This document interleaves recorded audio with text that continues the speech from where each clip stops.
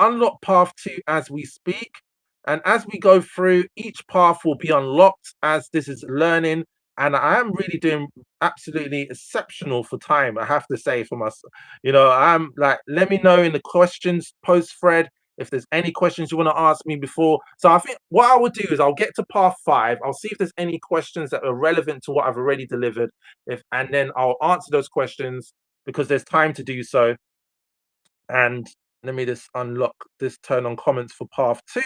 So path 2 is now unlocked. You can now, if you refresh your screen, please, Ray, thank you for your assistance. Now, one of the things you want to take into consideration is, who are you really building for?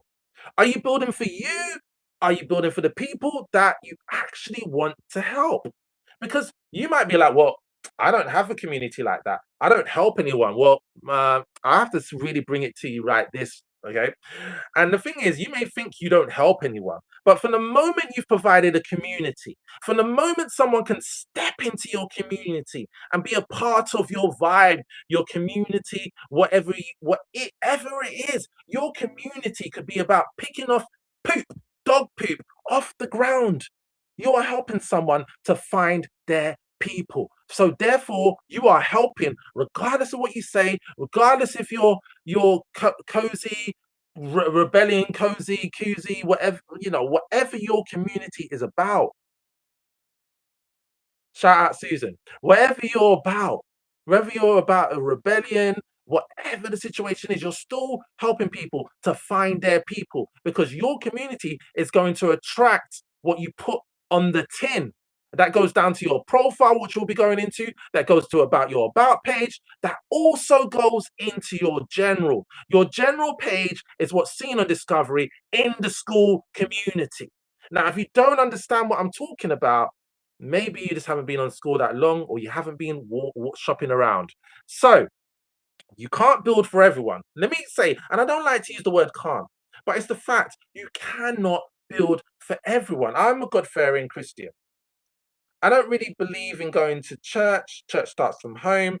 I believe Christianity is man-made, and we're going to go into so much depth about that. But then this now means that if I'm creating a community that's my values, then everything else needs to match. So anyone that comes in, there needs to be some kind of gateway. There needs to be a stop.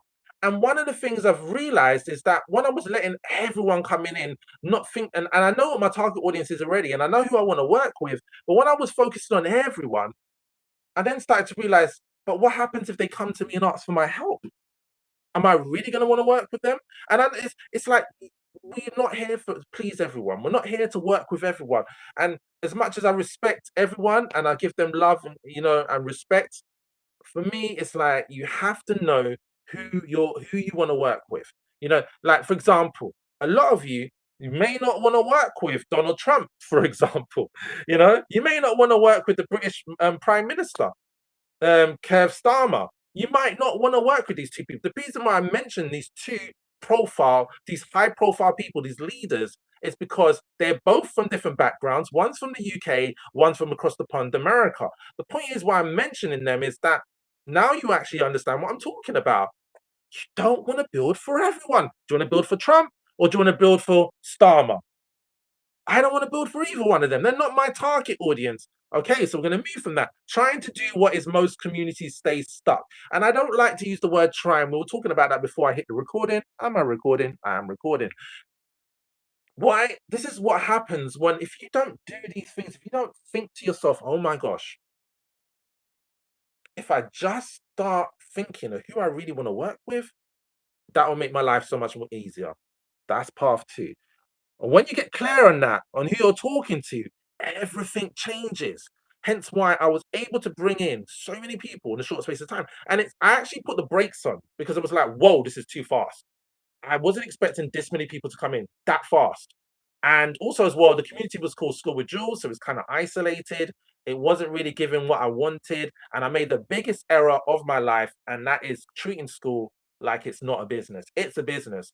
And I was partnering with a good friend of mine from back in the day, like family, and we have different values and we have different things. I love to focus on people on a small community. He's much more big, large, and he's got massive communities, over 20,000 people on LinkedIn, TikTok over near enough 30,000 followers on TikTok, and he's faceless. I'm not faceless, as you can see, because you can see my face, right? You can see me? Yeah. Okay, cool. So we're going to move off from that path.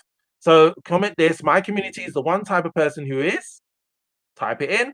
If that person reads my post, they would think, type it in. And we're going to move on to path 3.